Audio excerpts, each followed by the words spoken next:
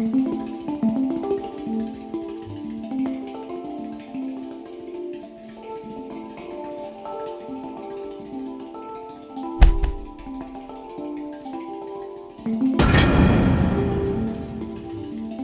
I talk to my clients in the last 10 years, I noticed that many of my clients, if I would ask them what do they want to get out of the therapy or the coaching, many of them, some jokingly, but many very seriously, say these same words all over again: I just want to be happy.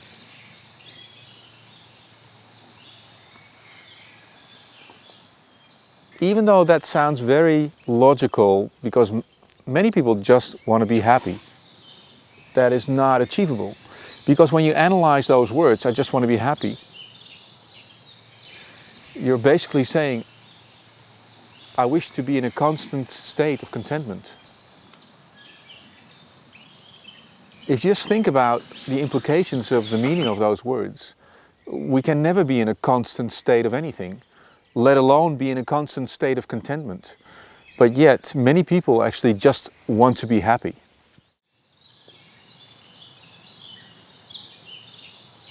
You got to realize that all our senses are actually made to observe the outer landscape. That's the world that we live in. That's the world that I can see here, the trees, the leaves, everything that's around me. That's the outer landscape that we live in. And all our attention is actually on the outer landscape. Even our body can be our outer landscape. However, when I talked to people with a depressed state, everybody uses language like it's dark or it's cloudy or I can't see light at the end of the tunnel. And I started to take those words very seriously. And I became aware that when you're really depressed and down and out, all the symptoms that a person has of being passive, not experiencing meaning. When, let's say, somebody says, let's do something nice, the person can actually say, well, let's do it, but I don't feel what it means, what the word nice even means. It actually makes a lot of sense when you realize that the inner landscape of a depressed person is actually dark. It's, in my opinion, it's dark and closed off. So just let's assume that you're locked up in a completely dark room with no exit. And the only thing that you can think of as a goal is that you just want to be happy. You want to be in a constant state of contentment. Do you think that in a dark room where you're locked off from the outer landscape, you can ever reach this constant state of contentment? It's my experience that actually striving for something that is actually outside of this dark room, outside of this dark space, reinforces the dark space that you're in. So striving for just being in this constant state of contentment is, in my opinion, actually a trigger for depression. It's one of the assumptions that I discovered. It's also in DSM-5 now. It's like if you're not happy, or then you have a disease.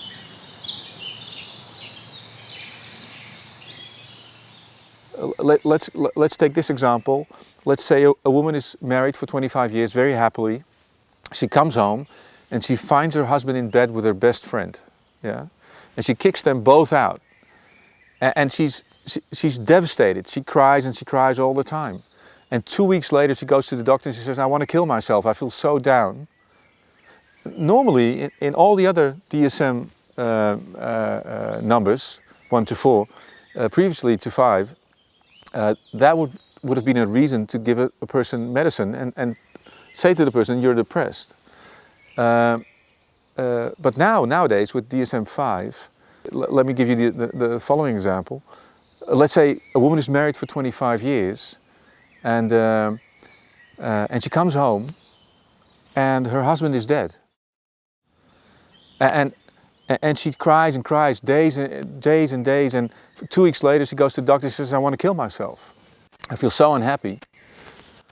Until DSM-5, that was actually not a reason to give somebody medicine, but to just say to the person, well, you're in mourning. You really need to get through this.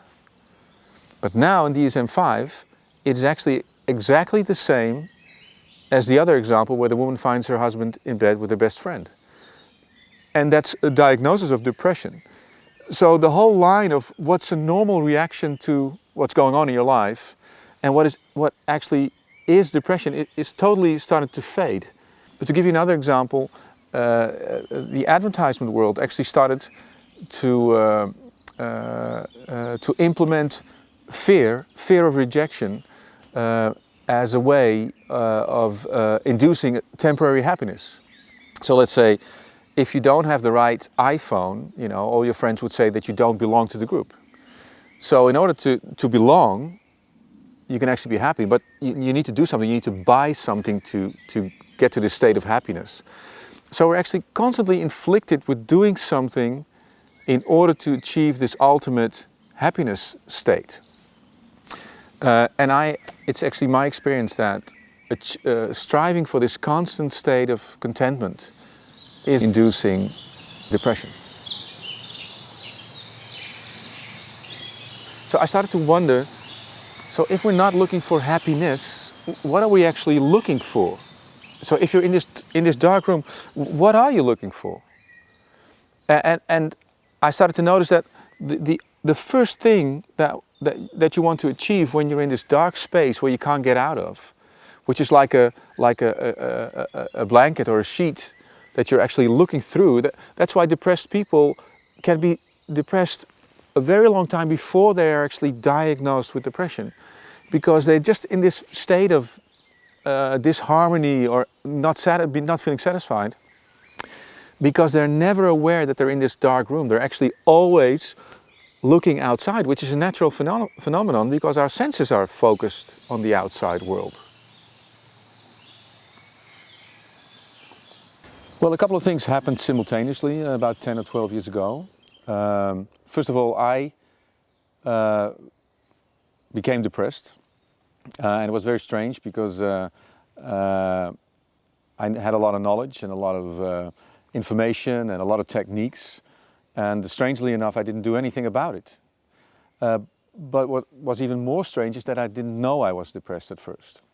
I was just very unsatisfied and unhappy. And what happened, a client suddenly knocked at my door, and working with clients was the only thing that I could actually do, because the rest of the time I was just sitting at home doing nothing. And I got a client, and the strange thing happened. As I talked to him, I actually heard him say the things that I felt. And I thought, that's strange, what's going on with this man? And after talking to him for 1 or 2 hours, I started to explore a little bit more. So what's going on with him? Suddenly he said to me, "My God, I think I'm depressed." And then I thought, my God, so am I. And that was actually the beginning of me becoming curious about depression in the first place. Yeah. So I moved on from there, and I started to explore two things. One of the things was I wanted to know more about what we assume about happiness, because a lot of people strive for happiness. And I was one of those people. I thought that happiness was the thing to go for. And I thought, so what do I know about happiness in the first place? And the other thing I wanted to know is, what do I know about depression currently? And from that, the question rose, what do we all know about depression? I had this idea of what if I could understand happiness by exploring what a depressed person actually experiences. So actually to get to the root of happiness through the eyes of depression. And that's when my modeling started and my research started. And I worked with many clients to explore their depression strategies, basically. So that's how it all got together. Well, one of the things that really struck me, because I noticed from my own experience that I was very passive in my depressed state. And one of the things that I noticed is that all the things about depression that popped up in my mind were related to what we know from the DSM manual, the Diagnostic and Statistical Manual for Psychiatric Disorders, DSM-5 currently. And I started to explore what we actually know about depression from DSM-5. What I started to realize is that we assume quite a few things related to the diagnostical manual.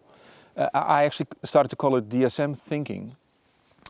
One of the things that I became aware of is that if you realize that DSM has been written by psychiatrists, and psychiatrists are obviously doctors, and a doctor does basically two things with a medical problem. You either operate on it or fix something, like a bone, or you actually medicate somebody to fix something. Those are the two options you have when you're a doctor. And it struck me that the basis of DSM thinking, especially in relation to depression, is that depression is an illness, which is quite logical when you think about it from a psychiatrical point of view or a doctor's point of view. But that notion, I realized within that notion, we completely miss the relationship between how I give meaning to my reality. So obviously when I run up the stairs, my heart rate goes up because my blood pressure needs to rise. And there are some hormones and some mechanisms in place that need to make my blood pressure rise, which is completely true. And obviously we need substances in our brain like serotonin and all that kind of stuff for us to function properly. But I started to realize that what DSM thinking actually teaches us, which is an assumption that the substance is the cause. And I started to realize that that assumption, I think, is false. If from my perspective, depression is not a disease. It's actually a complex of symptoms, and the substance is not the cause. I had to do research to find the causes of depression, and I actually found 3 causes for depression that I actually see with all my clients. I haven't seen them written down somewhere else.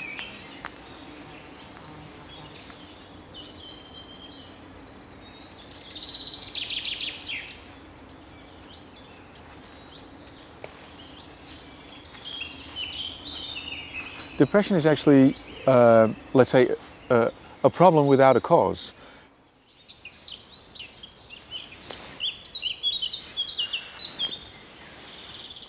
I realized that it couldn't be without a cause. And in interviewing many clients and working with groups and through research, I started to realize that there are actually 3 causes that trigger a depressed state. Depression is not just a singular state. It's not something like confidence or lack of confidence. It's actually a compilation of states, which I call a gestalt state. And that's why it's so complex. That's why people talk about so many things when they're depressed, and why many therapists or psychologists don't even know where to start with a depressed client. But actually, if you just look at the gestalt, you just see somebody who's somber and down and doesn't give meaning anymore to things and experiences. But if you look at the parts of what caused it, it makes actually a lot of sense how this gestalt came about. One of the things that I noticed with my clients is that people who get into a depressed state experience loneliness at 2 levels. The first level of loneliness is loneliness related to people who are close to you. What I actually mean by that is that within the family or friend system, the person experiences that they are alone. So just imagine that you're in a room full of people, you've got loads of friends, and somebody would ask you, So do you feel together with all these people? And somebody who feels depressed would actually say, well, no, even if I'm with my friends or family, I can feel alone. So that's loneliness at one level. But loneliness at another level is existential loneliness. It's like the sense of being alone on the planet. So I actually talk with clients who have a very bad relationship with people in general. Just the other day, I talked to a client after asking, said that she hates people in general. Period. Which explains that her inner landscape is very lonely. So that is one cause, and the other cause that I find fascinating is a sudden change of self-image or identity. And the word sudden is really important because it's not a slow change. Actually, it could be a slow change other than consciously, but the awareness is very sudden that somebody's sense of self has changed. Let me give you an example. I worked with a gentleman who was 50 years old, or 51 by the time. And he said to me that he's been down for about almost a year, very, very down for about almost a year. And we started to trace that back. So when did that first start to come about? And he told me that he suddenly realized that at the moment of his 50th birthday, his 6-year-old son came into the room. So he was quite an old dad. And his 6-year-old son came into the room and he sat on his lap. And he held his son like this, and in this particular bedroom there was a mirror wall, so he could see himself in the wall, in the mirror. And when he held his 6-year-old son, he suddenly saw himself in the mirror, and he realized that he wouldn't see his son become very old. And from one second to the other, he had this experience that he was not as young as he thought he was. Because what he saw in the mirror was a completely different image. He saw an old man suddenly. So his self-image on the inside, in his inner landscape, and on the outside, they weren't compatible anymore. And that shock actually was his trigger for depression. And the third cause that I discovered is a chronic sense of setback. So you can say, let's say, if somebody, you can break your leg, and then once you're recovered, somebody steals your bike, and when you're over that, you lose your job. And so those are all real setbacks, like real life setbacks. But what I noticed, which is even more important, is the perceived setbacks. So let's say I'm waiting in line in a queue, and somebody jumps a queue, and people who get a depressed state have this continuous experience of having setbacks in their life, even setbacks like this. Oh, somebody jumped the queue. They shouldn't be doing that. It shouldn't be done. It's not the right attitude to have. The world is not doing it according to my plans or wishes. And as this constant sense of setback happens to a person, they get what I call a bad luck mentality. And they get this experience of, oh, it's me again. There I go again with all the troubles. And what I notice is that with all my depressed clients, they all have at least 2 of these causes that triggers depression. So loneliness with a sudden change of self-image, or loneliness and chronic setback, or a change of self, and either of the other ones. But it's always 2. It's never one of them. And that actually changes somebody's inner landscape. It changes the inner world. It's fascinating to see that when these causes come together in a person's life, then putting them all together changes the inner experience from bright to dark, from open to closed. And a person starts to feel disconnected from their inner landscape to the outer landscape. It's as if they're separate from the world.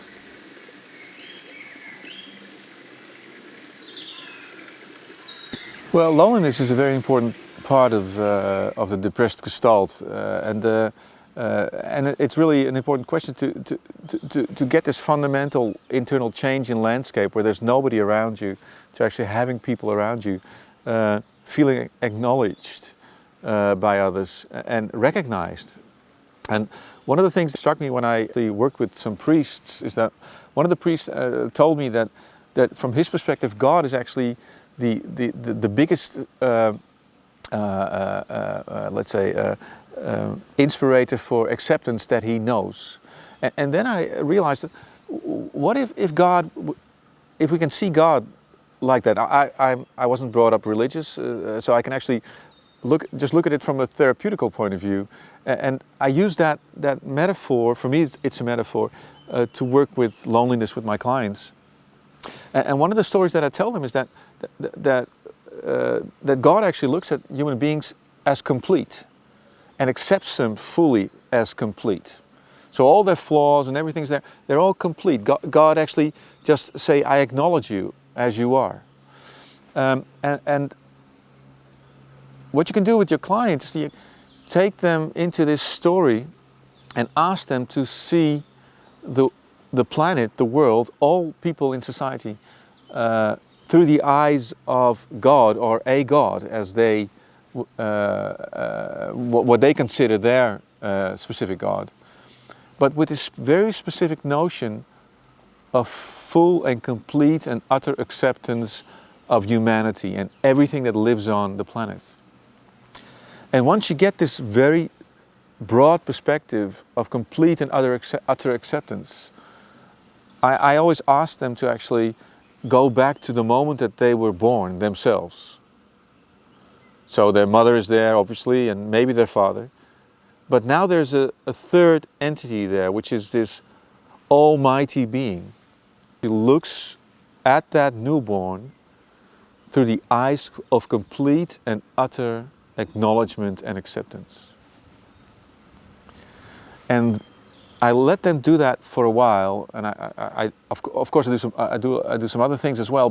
But that basic perception and perspective actually changes the way people perceive other people around them. So that's the beginning of change in loneliness I do with my clients.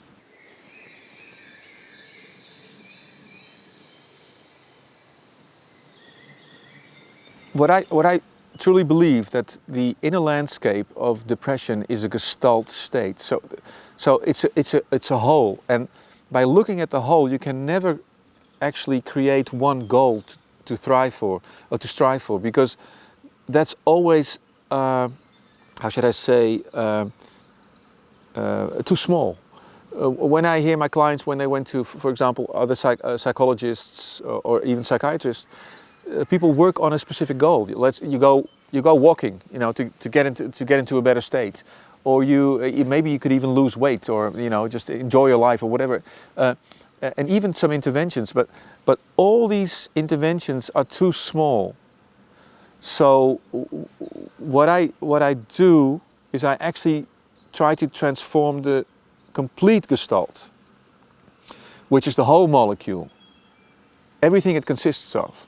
So the loneliness, the self-image, the setback, the whole, that creates this whole gestalt, and it all needs to be transformed in order for light to appear in the landscape. Because when the smallest amount of light starts to appear, that's actually when happiness starts to come alive. So happiness is not something that's far and away. It's not an end goal. It's never constant. It's actually the smallest piece of light in this landscape.